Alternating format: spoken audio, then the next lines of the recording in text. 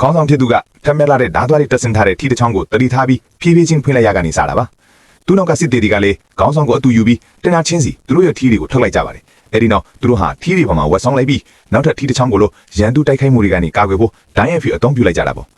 တစ်ဖက်မှာလည်းမျိုးနွယ်စုဝင်တွေကဝါးနဲ့လူထားတဲ့ကရိယာအရှိကြီးတွေကိုထုတ်ပြီးစစ်တေတွေရန်သူနယ်မြေတွေကိုအမြန်ဆုံးထိုးဖောက်ဝင်ရောက်နိုင်ဖို့ပြင်ဆင်ပေးနေကြပါတယ်ဒီလိုနဲ့တေးတစိတ်ကျူးကျော်ဝင်ရောက်လာတာကိုရန်သူတွေကရုတ်တရက်တီးသွားပြီးခုခံမှုအပြင်းထန်ပြင်ဆင်ကြပါတော့တယ်